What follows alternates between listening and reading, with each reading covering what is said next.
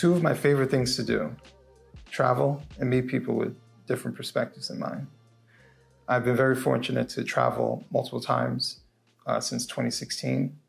I've been back and forth between Europe and the United States and going all over, and just meeting people who think different than me and look different than me, and just learning from them and having a greater perspective about the world around me, and not just where I'm from or my own concept of what the world is. But I wanted to bring a different concept to the podcasting environment.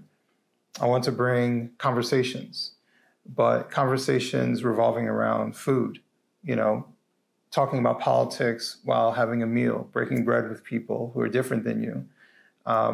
So I wanted to try to bring that to form, and starting off in London.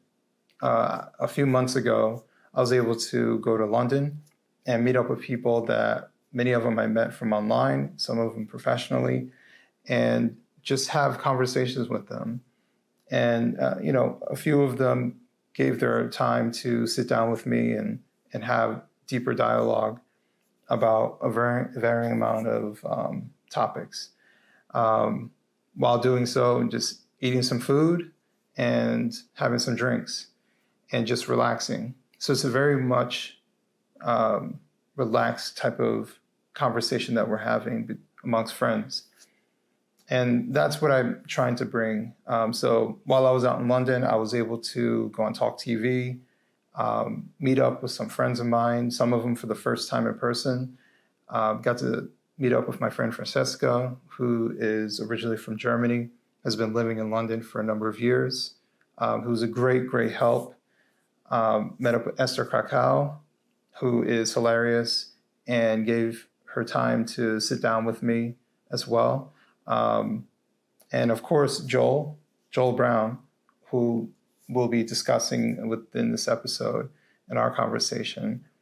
And I wanted to also mention Winston Marshall, who gave his time and agreed to meet up with me for lunch. And actually, Joel was there as well. And Joel found every reason to make sure he was able to meet up with Winston. So, I just had a lovely time meeting up with a whole bunch of different people. And I don't want to forget Sebastian. Sebastian was a podcaster.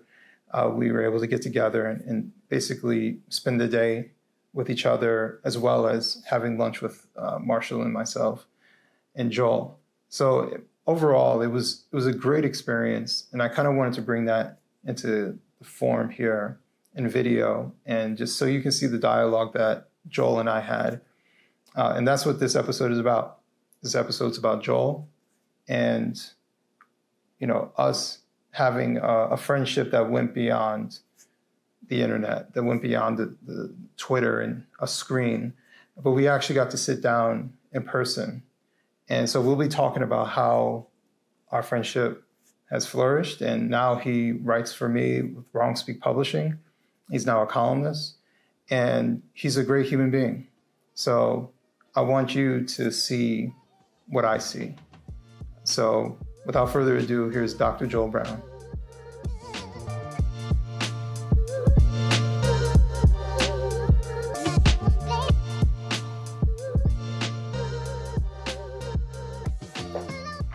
What's good, Joel? Yeah, I'm good. Looking forward to diving into this.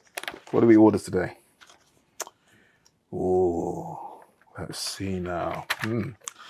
Curry goat, rice and peas, and plantain. Bro, I've not had curry goat since I was in Jamaica, 22 years ago. I don't remember the last time I had curry goat, to be honest with you. It's probably been a long time, but... Yeah, let's see what this tastes like. Oh, it smells good. That yellow stain, I'm like, yeah, there was the right amount of cumin.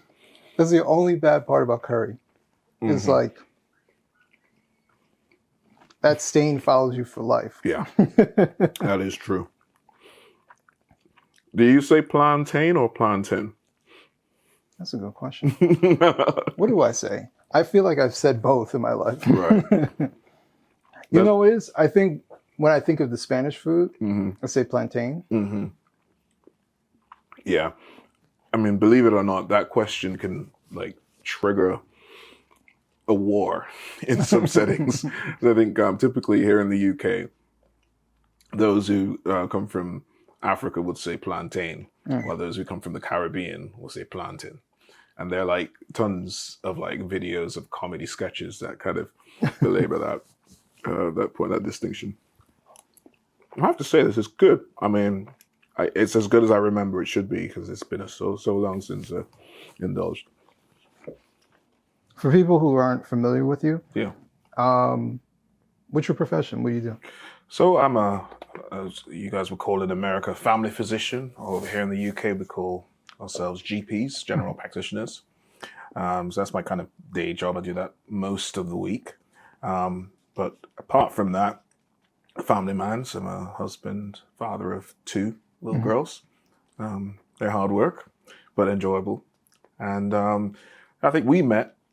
That kind of exploded a sort of a new angle. I had a lot I wanted to say. But at the time, I was kind of focused on just doing life. And then, felt like, it was time to maybe share some of my views and perspectives as I've kind of evolved politically somewhat. So, yeah, mixed bag.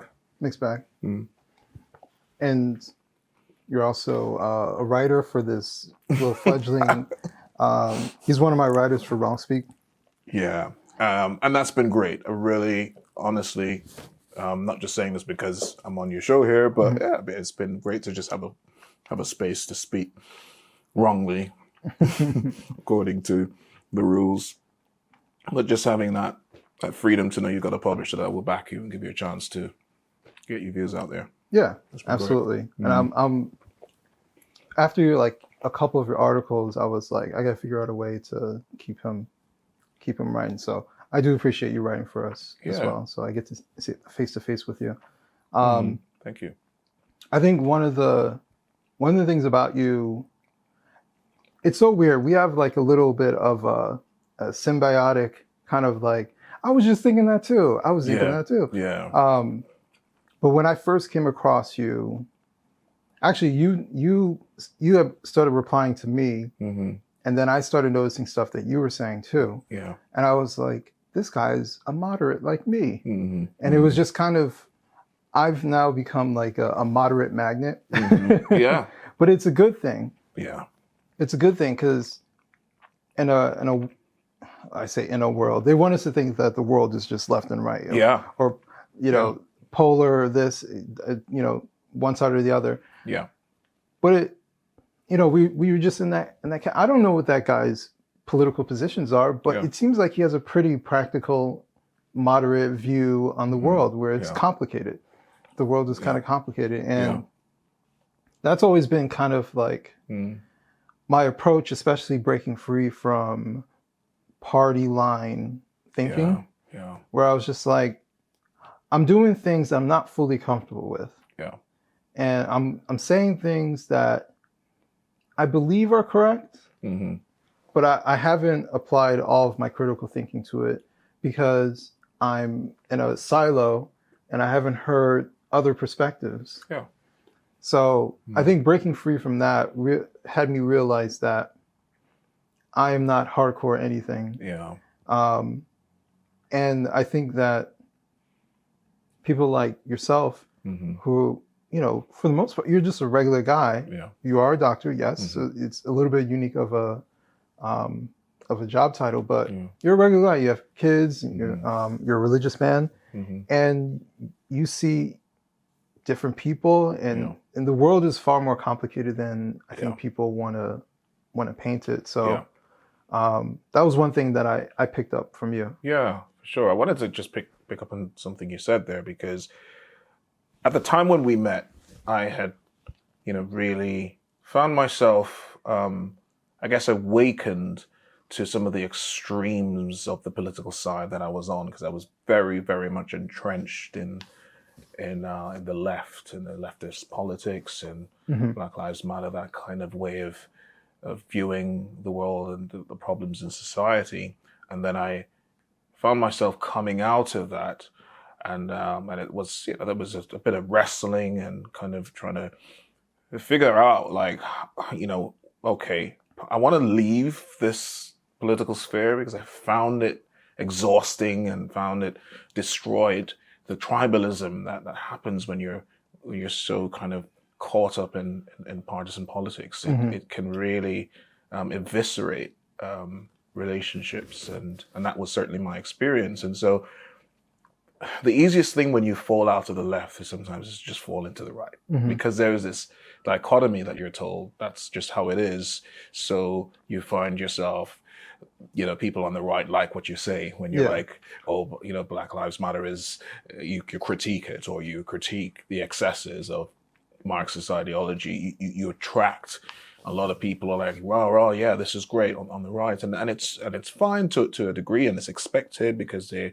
happy to see people challenging some of this ideology. But then you can then become tempted to become a poster boy for the right. Where it's kind of like, okay, I'm not going to say anything that pushes the boundaries, a little bit too much, or challenges some of either the extremism or the dishonesty on the right, because now that they are accepting me, I feel like I need to maintain that. And when I found you in the space as someone who said, okay, it was your article where you talked about voting Republican for the first time or something.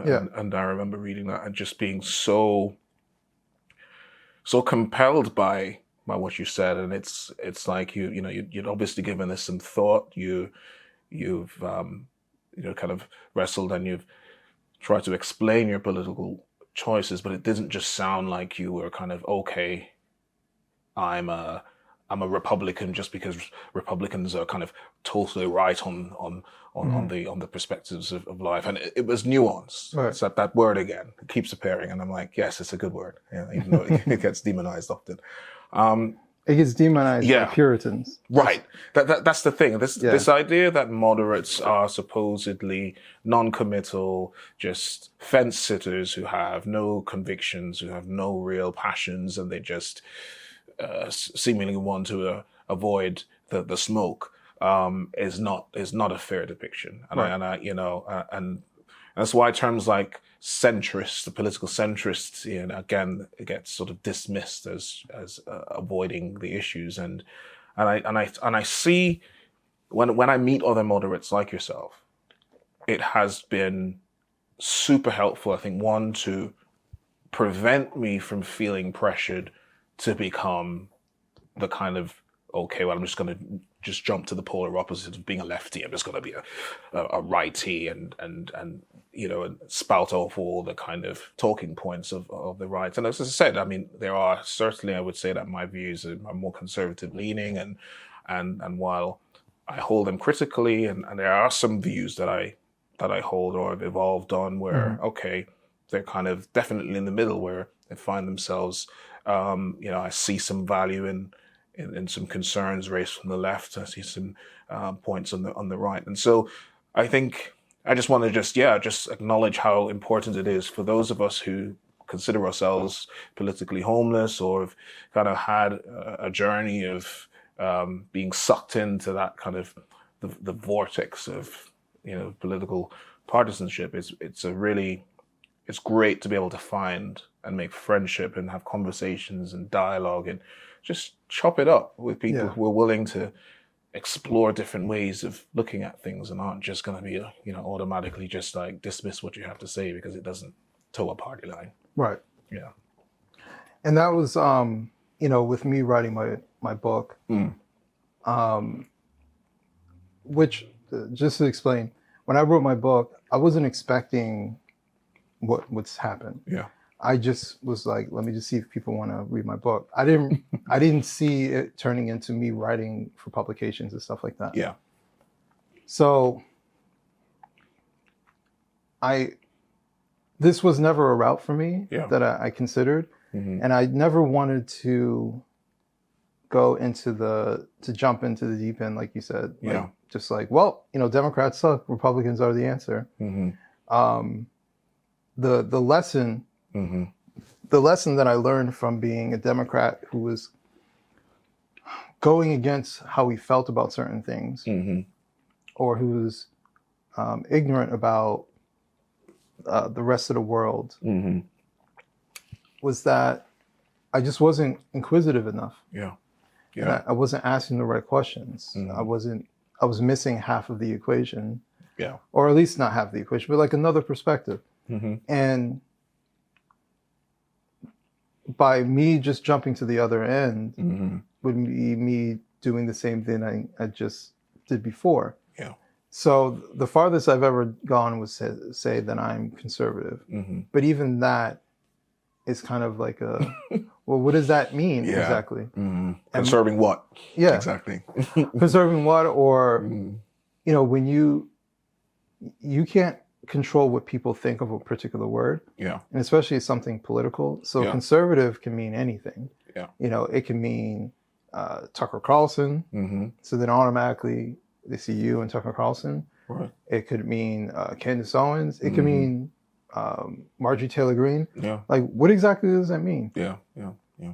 And I find myself to kind of summarize, like, I'm more socially conservative, but it really depends on what it is. Yeah. I'm kind of libertarian-ish. Like, if you want to destroy your life, I would advise not to destroy your life. But if you want to do these things to yourself, to your body, to your mind, we live in a free country. Go ahead and do it. But keep that over there. All right.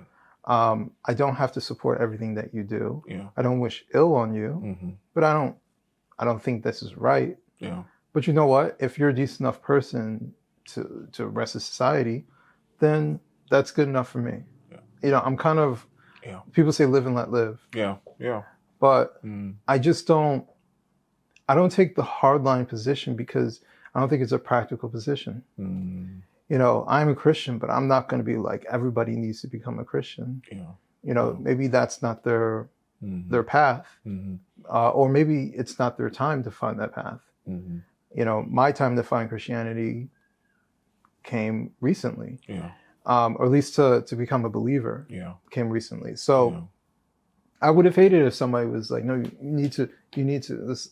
Yeah. I needed to go through my journey to end up where I'm at. Yeah. So I can't, I think taking a hardline position would go against everything that I just learned. Yeah. So. Yeah. Yeah. I'm just processing some of what you said because I think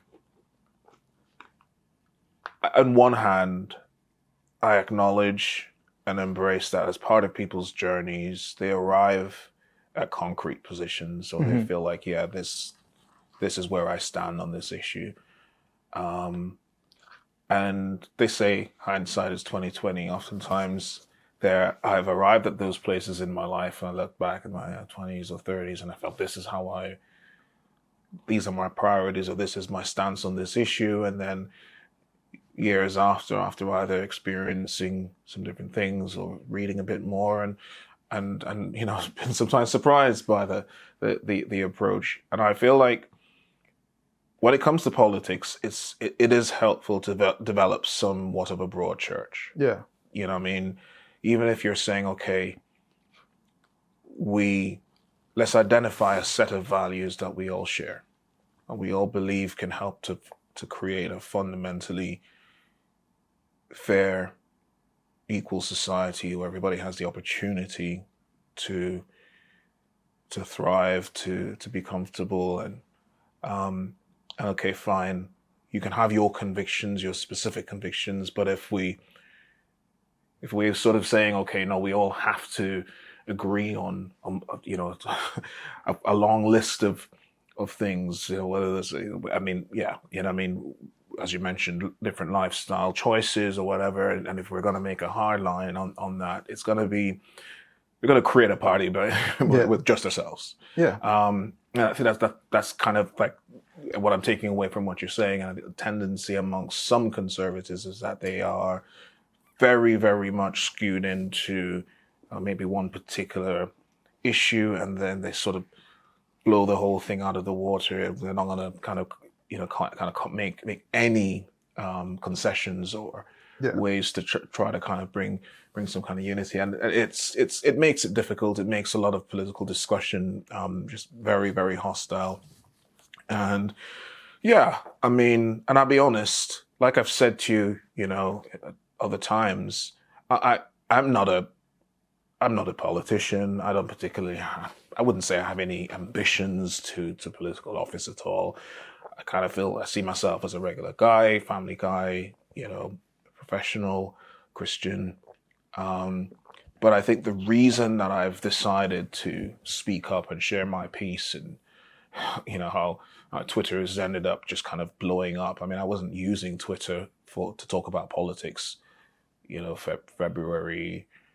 I joined Twitter for the second time February last year, 2022, and then was using it just to talk with work colleagues and just, you know, really that was it. And then I think I just kind of felt this need to talk about my own experience, just reflect on the fact that I felt so caught up on the left and so consumed by it, and it destroyed my faith. It nearly destroyed my family in terms of just how tribalistic and how I pushed away friends who I didn't think believed or were on the right side as it related to racism, as I understood what was going on in the world. And I was just so shocked at, this is, you know, me, a man in my, you know, mid-30s, like, I felt like I should have outgrown the, you know, the potential for this to happen to me, for me to be that naive and that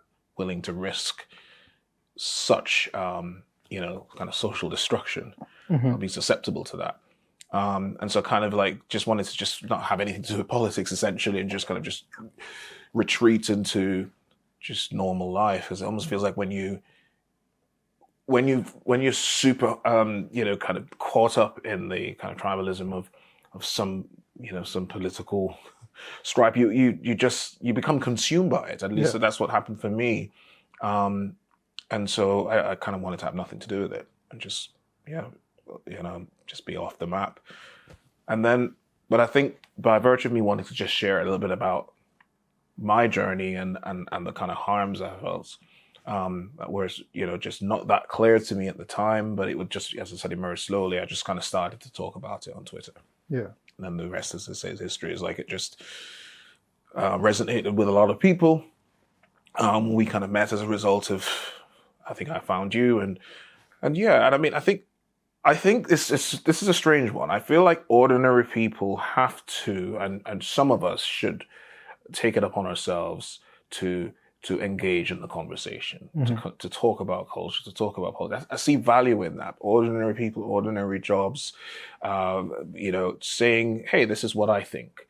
And, you know, free speech and having platforms like Twitter 2.0 that permit you to debate and discuss and disagree and say and speak wrongly, like Wrong Speak publications, say your piece, let the you know, let the debate happen in the public square, as it were, and let's kind of like tease out these ideas and challenge that, you know, any kind of notion that one way of viewing things is, you know, should just have the monopoly, and that's been the issue with a lot of the political discussions. It's been the narrative has been kind of monopolized by a kind of, you know, I guess how the status quo of kind of like the left and the sort of academia. And it's been really interesting to get back into the discussion with a kind of more moderate approach, centrist critique of the world. And yeah.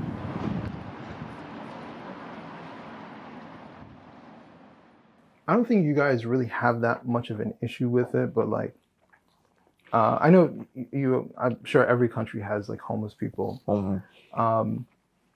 But I think ours is another level, and it's for different reasons. And I think it's growing in certain areas of the country, but it's growing because everybody thinks it's one issue and it's not. So everybody's like, oh, well, the homeless is because it's economics. Right. And are there people like in California, for example, it's very expensive to live at, high taxes and stuff like that. And not enough housing, which drives up costs, supply and demand. And also they have a lot of bureaucracy to build new housing. Yeah. So everything just becomes really expensive. It takes a long time to develop anything. But they say, oh, the homeless issue is because of economics and they can't afford the house. I'm like, but that's not why they're shooting up on the street. Yeah. Like, this is something different. Are there homeless that are invisible that aren't on the streets? Yes, those people exist. So it's very complex. Yeah. Obviously, the people who look like zombies as they're shooting up heroin and leaning over, which, by the way, why the lean? I've always wanted to ask, what about heroin? I must say, I've never tried heroin. Neither me. It's not on my bucket list. Yeah. But I never understood, like, what about heroin makes someone like lean like that? And it's interesting. I mean, I will firstly admit I'm not I wouldn't consider myself a drug and alcohol specialist, and I think it would probably be something related to the way that opiates, that particular type of opiates, affects the brain essentially, and it causes quite a large amount of drowsiness because of the state of how it suppresses that part of the brain that that basically keeps you alert and regulated. So, but other than that, I wouldn't be able to say anything much more. I'd have to Google it myself, to be honest. Okay. Yeah. I wasn't sure if you knew because that's always been like a mystery. It's like they lean all the way; they don't fall over. Right. It's like I don't know. Yeah. It's like a magic trick. Right. But I don't know. There's definitely a medical angle. There's this tied into medical, psychological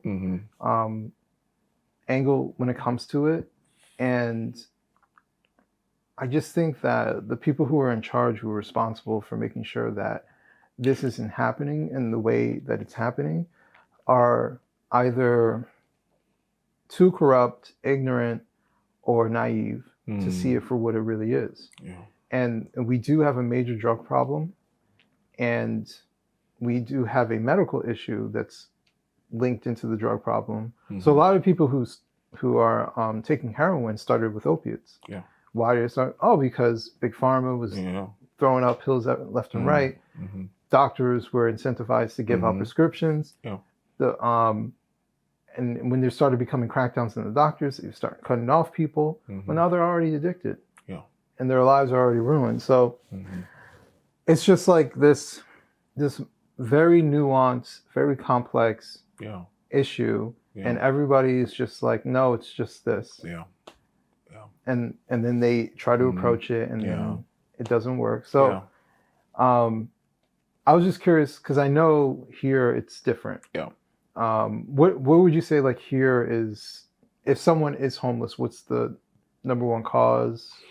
Yeah, I think like you said, the homelessness issue is multifactorial. I think that London, bigger cities will have a higher proportion of homelessness than the villages. Those cities with migrants or people who travel or who have kind of come with not very much social or economic support, who then fall into hard times. It will be a combination of things like, there's some people who end up in a situation because they've got an addiction and they've, utilized up their resources, and then say, or they've got evicted from a house because of,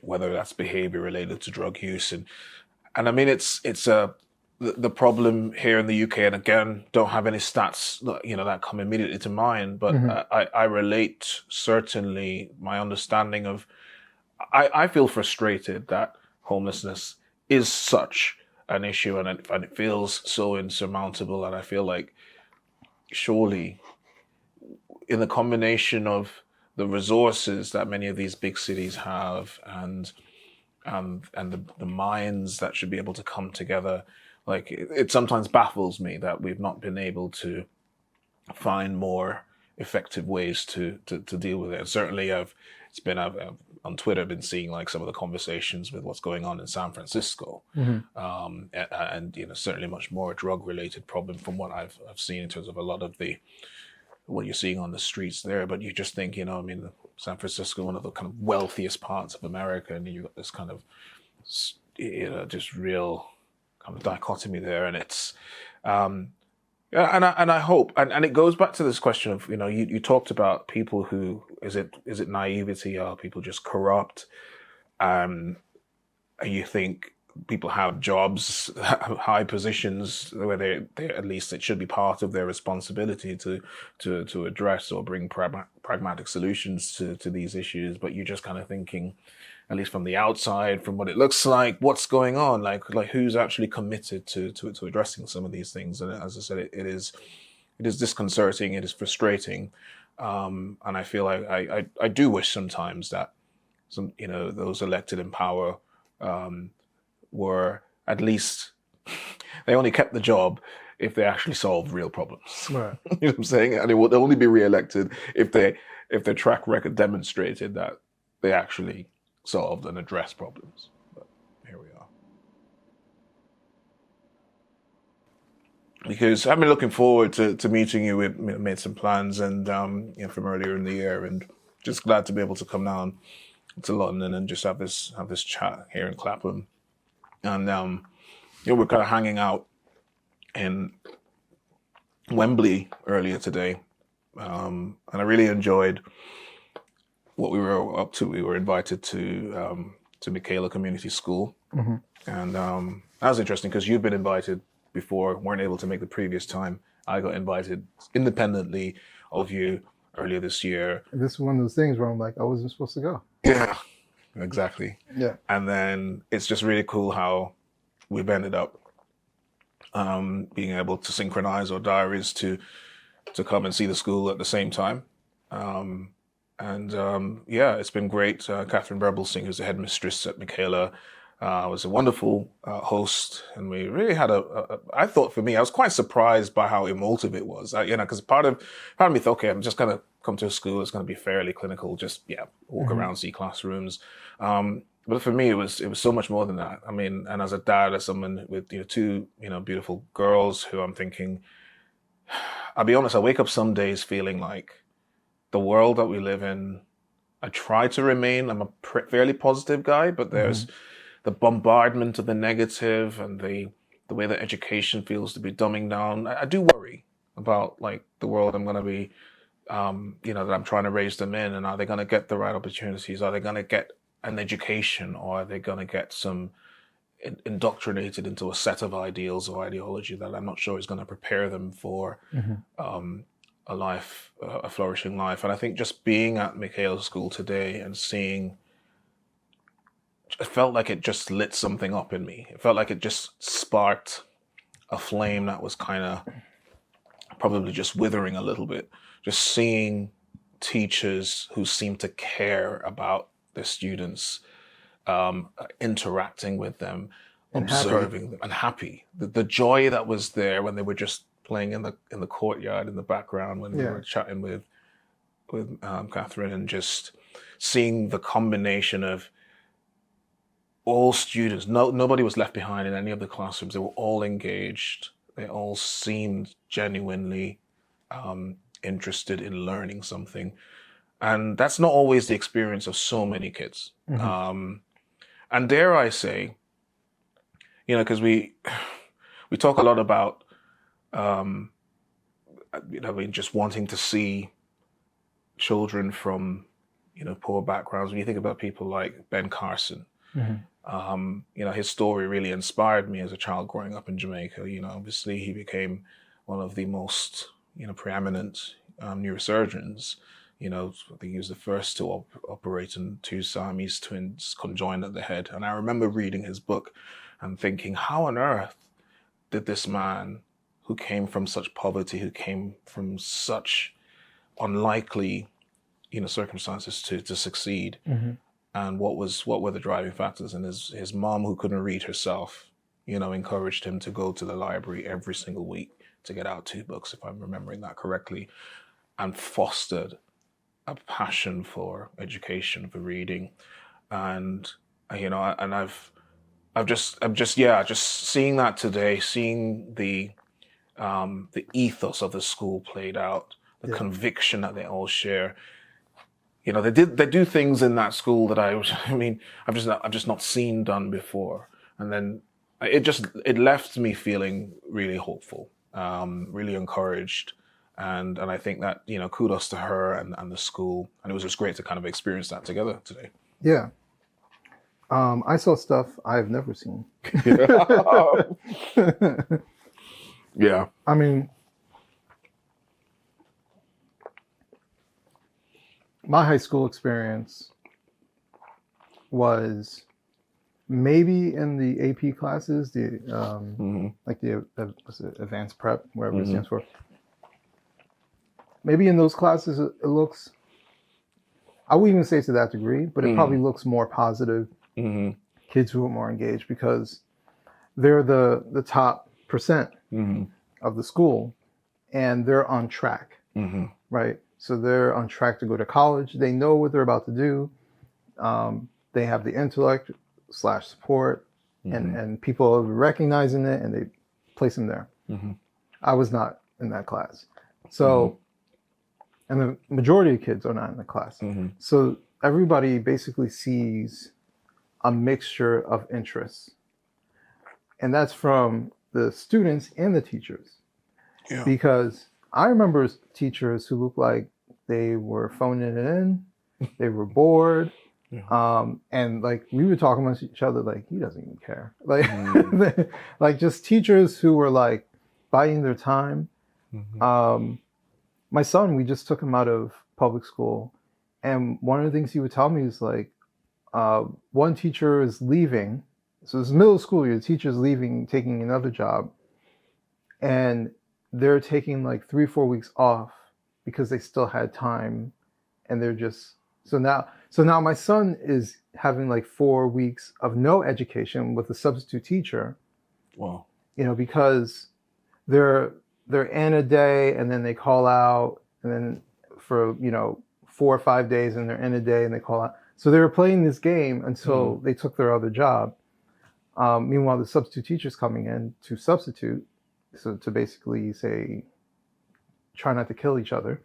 And my son is sitting there becoming more and more disinterested. And my son is of the mold, when he was in a better school, he was getting honor roll. Yeah. And, he was being challenged. And then he moved, his mother had moved and they went to this school. And he's being shown stuff he's already learned because they're behind. Yeah. And it's just like, it's this fluctuation in education, and it's really, really dependent on where you live. Yeah. And in some cases, the quote unquote better neighborhood has a better education, higher expectations, better administration. I also kind of feel like they don't want to expel kids. Yeah. And I don't know if that's a thing out here, if kids really do get expelled, and what happens to them. But I think some kids probably do need to be expelled because they're ruining it for everybody else. So they're always fighting. They're always causing chaos. Nobody learns in the class when they exist. They get suspended. They don't care. They have parents at home who don't care. So if this kid really wants education, then he needs to do, we had something called night school at my old high school. These are kids who, you can't be here. Go to night school. You guys want to act like degenerates? Go to night school if you want. But you cannot be here because you are way too disruptive for everybody else. Yeah.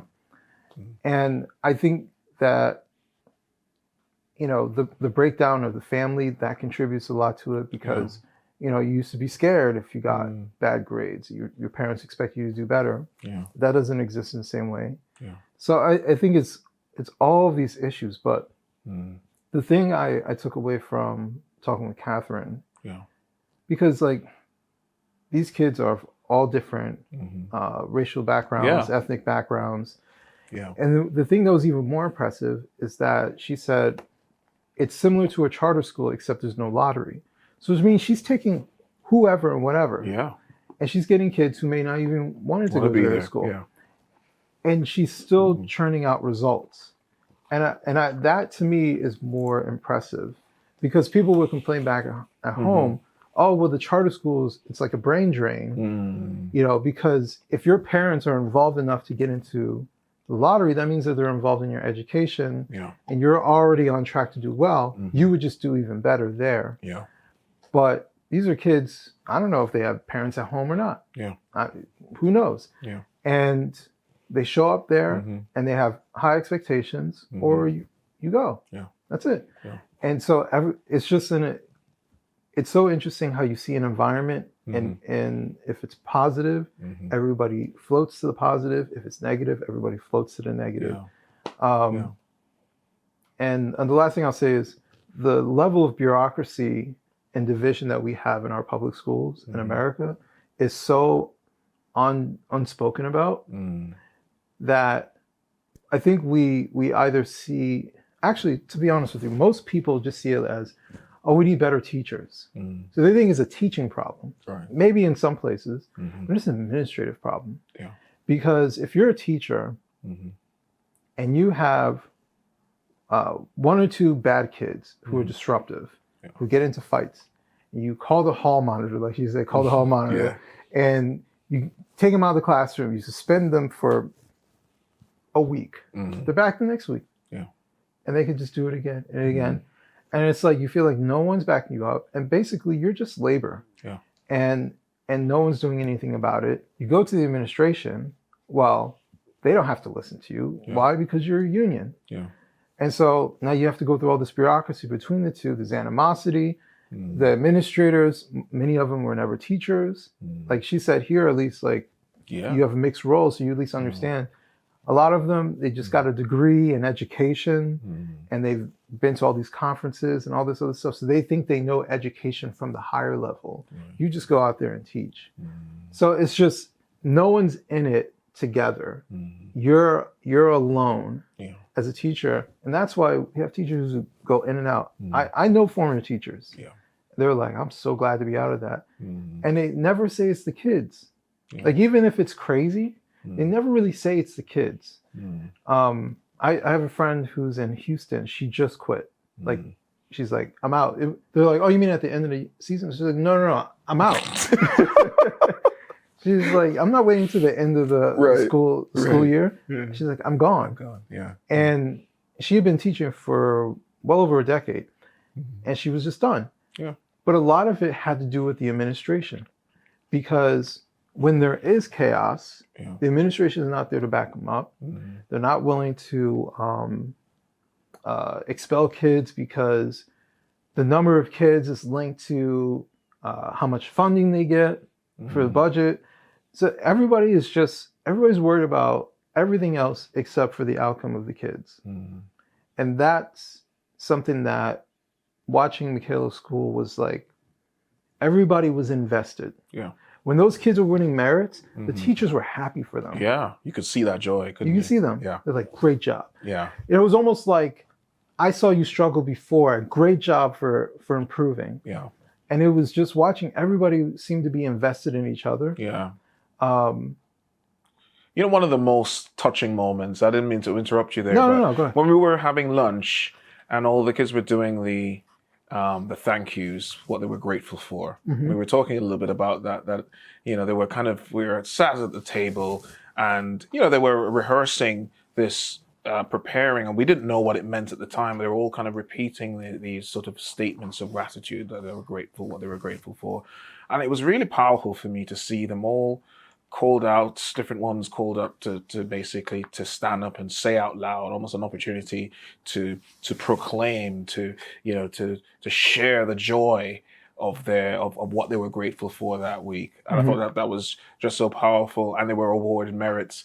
But then when there's that one boy that really struggled, and he started, and it's kind of like, it's kind of a hair-raising moment for me, because you could see that he was a bit nervous. Yeah. He was not as confident as the other kids.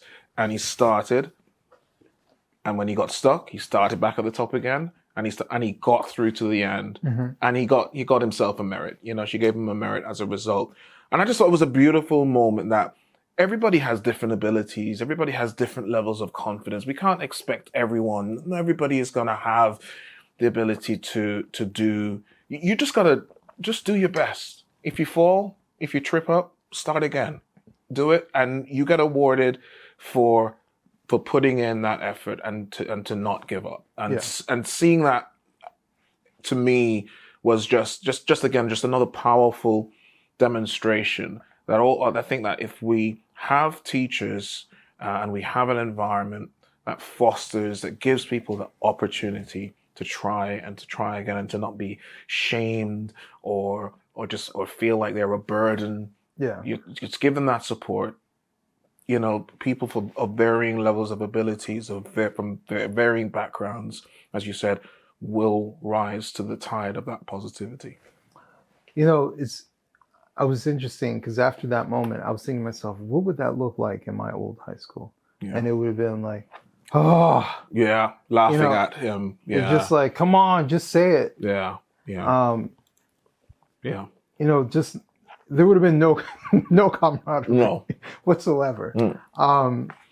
So one thing I've brought up before, but never really went into great detail. So dyslexia.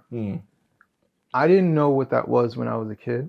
Yeah. But when I was in I want to say it was mid-20s, I was just like looking up stuff and looking up, because I heard about dyslexia, and I was like, well, what exactly is that? Learning disorder. And I was like, well, what are the signs of it? And it was like, I'm trying to remember, it was like 20 signs. And I was more than half of it from when I was a teenager. Now it's a learning disability, and so it's something that you can overcome with repetition. But I struggled because of that. So I'm kind of self-diagnosing, but it's like when you see a list and they say, well, if you eat like a quarter of them, you might fall in. I'm like half of this. So I don't know if I was severe, but I was significant enough where it affected me. But there was something that about reading out loud. I don't know. I would link it to the dyslexia, but I could read. So I'm literate. That was never an issue for me in school. But if you had me read out loud, I would read. I wasn't nervous. I just couldn't read how it sounded in my head. Yeah. So it sounded like I was. So they would go like I was speaking in that way, and I'm in high school. Right. Okay. So I remember doing that, and one girl was like, she thought I was playing around, and she was getting upset at me because she thought I was joking. Making fun of, right? Yeah. And she was a very serious student, so she thought I was joking, and I wasn't. Yeah. You know, I did joke around once, but I actually wasn't in that circumstance. Yeah. And that was so demoralizing that I wanted to avoid. Do not call me to speak. Wow. Don't, Adam, read this no, don't call me. I was very avoidant on stuff like that. Yeah. But that always sticks in my head as far as I wasn't encouraged. No one, like I'm standing up, my teacher hears me. Do they think I'm joking too? You know, and no one reached out. Why would they? Because they're not that invested. Yeah. You know, they're invested enough to not get fired and to get a paycheck and hopefully get some sort of outcomes. But a lot of them are burnt out and all this other stuff. But I feel like I got just pushed along. Yeah. And that's where, you know, I almost didn't graduate. The last 3 years of my high school life, I basically failed. I had to go to summer school every year. And my senior year, I didn't walk. I never walked with my class. Okay. And I had to they basically said, take this work, you have to do it. If you complete it, then we'll give you your graduation, your high school diploma. So I did that, and then I got my diploma. But yeah, sophomore year, junior year, I went to summer school. I think it was like a month and a half. a summer school, and did that in order to pass the grade to go further. But it was school was a struggle for me, and it felt like no one was really invested. Yeah. And my outcome, they were just like, you didn't pass, so you gotta go to summer school. And you just go to summer school, you just do whatever they tell you to do, and then all right, you can go on to the. But obviously, like something's going on, and just push you along. So, I was saying I never felt comfortable going to college. My sister went to college. She's 4 years older than me, but I never felt comfortable going to college because I struggled in high school. I'm not going to do well in college, and I think in many ways that was a good call. That I don't waste my time with that. And thankfully I got into IT, and that fit me more. Yeah. But if that happens to me, and I'm not a dumb person, but I'm struggling. And so I have the intellect, but no one's there to kind of help me put it together. Yeah. And my mom, single mother, she's working, and she's not there to. It became to a point. Actually, I know I'm talking a little bit, but like, it came to a point where it felt like my mom was not surprised. Like, all right, well, you gotta go to summer school. Like, so she wasn't even mad. And that's kind of like, even my mom doesn't think I can do good. So, I think all that stuff kind of comes into play, and how many kids are just getting pushed along into the next grade, and they have the intellect. They need a little bit more instruction, or maybe a different way of teaching them certain things. Yeah, that's so key. And I think what I'm kind of picking up from this is that there's so much conversation about well, what do we do to help bridge the gap in sort of like, I guess just when we talk about outcomes and how well people are doing in different, whether you want to call them racial groups or cultural groups, is I think it's really looking at some of this fundamental stuff, like how do we foster and cultivate education, find the gaps, whether those are learning difficulties or other issues, to help to foster and fan into flame the innate abilities of children that are oftentimes children can get labeled as not being intelligent, and actually it's not true. They do have ability, that they are intelligent. They're just distracted, or they just don't have the people around them that can help them to recognize whatever barriers and help them to overcome those barriers. And as I said, I'm a strong believer in that, and in advocating that, and focusing on those types of solutions for kids. But as I said, that today, seeing that modeled and seeing that I was also excited by the fact that she's been invited to export some of her ideas to other places. She's going across to America to do that in different parts of the world, and that was just so much more inspiring than I thought a school visit on a Friday would have been. Yeah, I didn't know really what to expect. They're like, "Oh, you should come." So I didn't know what to expect. So when they said your tour guide should show you around, I didn't think it would be the kids. I know, that was.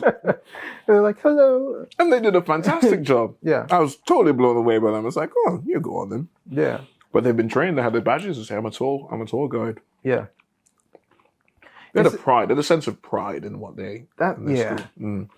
You know what first off, like a lot of schools in America don't have uniforms. Yeah. So that's something that sticks out. But like when we went into that one, I think it was like a communications room where they were working on something. So they weren't speaking. But I'm looking at them and I could see the concentration and seriousness in their face and their demeanor and how focused they were.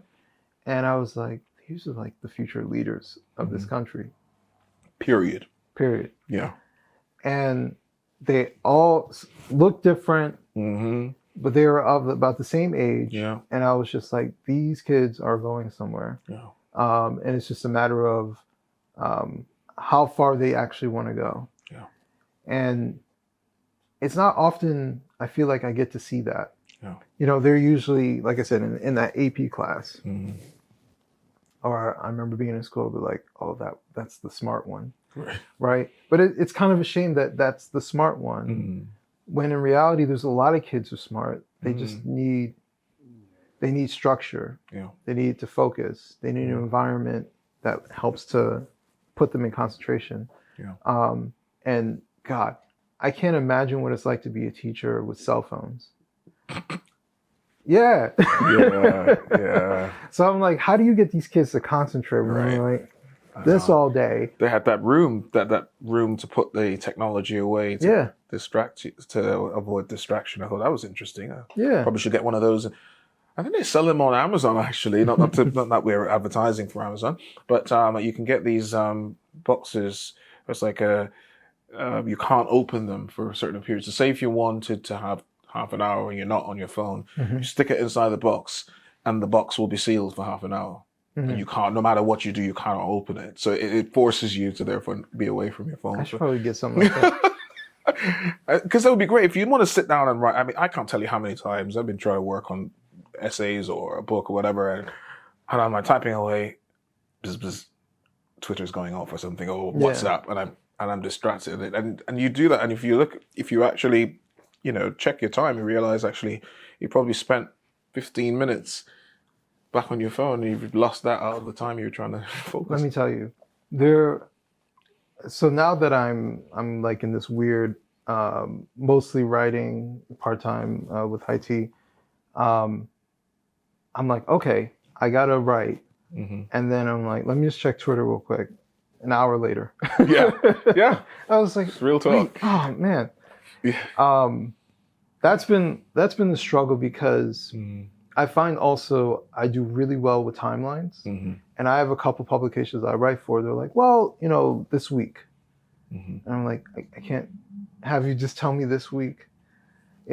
So I have to now tell myself I have to get this done. But in the back of my head, I'm like, well, they said this week, so if I don't finish it this day, I can do it. So, but when I write for the New York Post, usually it's like today. And I'm like, okay. And I bang it out in 4 hours. Here you go. And they print it. Only in certain circumstances where I'm like, tomorrow? And they're like, yes. But I have to meet that deadline because it's a newspaper and they have to print it and they have to, all that stuff, line it up on the paper. So I have to meet that deadline. So if she says 4:30, 5, okay, cool. But I have to send that in. And I always meet it. But because they set a hard deadline and a lot of other places don't have a hard deadline, it's kind of, when you have some time or, once a week, it's something like that. So I'm personally struggling with that on top of the Twitter distraction or my phone buzzing or, here's another email. What's that email? It's nothing, and I just stopped what I was doing. Yeah. So I probably need to get that box. Yeah. Well, check it out. I'll see if I can find you the link. Yeah.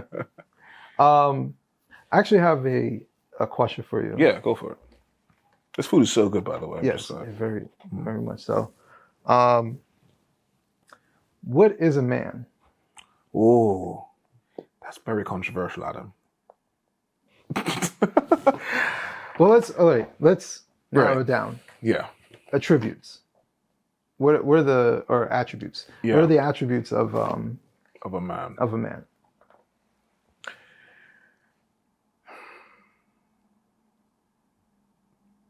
I'll answer this way. I mean, I do believe that a man is. It's interesting with the many directions you can go with this, but I think what intrinsically comes to me, a man is an adult male human being who has, in that process of growing up, experienced difficulties, adversities, has matured to understand that he has responsibilities that he needs to attend to as part and parcel of being a man, which I believe involves seeking reputable work, seeking to, to basically establish a home, whether he lives on his own or he will eventually seek to find a wife and have a family. So a man is, as I said, is someone who is responsible, who is I see as someone who's committed. I think that would probably be where I start. I mean, we could kind of flow it from there. Yeah. It's a very interesting question. I wrote an article about it, but okay. I would say some of the most important attributes are the willingness to protect. Yeah. Especially Definitely. when you have children. You're supposed to protect the people that you love. Yeah. Not necessarily because they're weaker, but it's your responsibility. Yeah. And that's physically and emotionally. Definitely. And I think there are men who are lacking the understanding that it's not just physical. It's not just if someone breaks into the house. Yeah. It's your wife comes home and she's upset because she had a bad day. And yes, you need to find some sort of way to make her feel at ease. Yeah. Sometimes it's just shutting the hell up and just letting her talk. Yeah. Because she just needs someone to talk to. She doesn't necessarily need you to fix it. Yeah. But that's part of that emotional protection. Yeah. Or if she's spiraling, then you say stop spiraling because it's not necessary and you're saving her from going in that mental direction. But that's a sense of protection. Yeah. And that's what I try to do with my wife. Yeah. Because she spent a long time worrying about stuff. And you've gotten to know me. I don't really worry about much of anything. Yeah. And a lot of that, actually, I was just talking to my wife about this. And I told her, it's not just that I'm low key and even keel. It's that I believe. I believe in God. I believe in his existence. And I believe that he's touched me in many ways in life. So I thought the whole point was that I'm not supposed to worry. Yeah. It's in God's hands. Yeah. So why would I be stressing over this and over that? It's stress is somewhat normal, be mitigated, but overall, I'm not worried. Yeah. If something negative happens, I've already been through negative stuff. I can get out of it. Yeah. Maybe that's what was supposed to happen to change my direction. And I'm telling her, stop worrying. Wow. Because look at where you're at now. Yeah. She's been through some stuff too. And I was look where you're at. You should be proud of what you were able to accomplish and where you're at. Yeah. So just focus on that. And she didn't have, she was married previously. She didn't have a partner who was like that, that she could depend on to protect her from herself even, or dependable economically, or, he was, not to shit all over her ex-husband, but, he was, some of it's not his fault as far as how he was raised, but when you become a man, unfortunately it becomes all your fault and you have to fix it. Yeah. And maybe he's doing that now after they separated, but I think with her, it's a relief that she can come home and there's not drama. As a matter of fact, I'm the drama killer. I would just I just leave that out there when you come home. When she asked me how's work, when I was working full time, I was like, it's fine. So anyways, I don't want to talk about work. Yeah. I can remember one time, because I had a conflict with my boss, like a yelling conflict. Ooh. That was under my skin, and I told her about it, because it was a stressful few days. But outside of that, right. I don't want to talk about work. Yeah. I don't talk about any of that stuff, even down to politics. Even what I'm doing now, I really don't talk to her about politics. Right. Because she felt, there was a period of time where she felt like she needed to know this to keep up with me. I'm like, I'm not competing with you. Yeah. Like, we can watch bullshit. Like, we don't need to talk about politics. And I think she spent a long time feeling like, because her ex-husband kind of said that, well, like, well, I want to start a business, so you start. Like, he was doing that kind of thing. And I told her, it was like, just be you. Yeah. Like, I married you, so I don't need you to be my commentator wife who has an opinion. I like it that you have no idea what's going on. Right. So, because that's my escape. Tell me how are you doing? Let's watch some old episodes of Maury. Just like just bullshit. I don't care. Because life is not that serious when it comes to like needing to know that every new thing that's going on. I can do that because I don't take it personally. I don't think the sky is falling. I just think that there are always problems in the world, and we just kind of focus on it for a little bit. But overall, you turn it off, and it's like it's not even there, and you can just focus on your family. Yeah, I love what you said about protection. Certainly, that resonates with me. I feel really strongly that the strength that we have as men, the fact that we have that greater strength is best used to protect those who are less strong or weaker or vulnerable.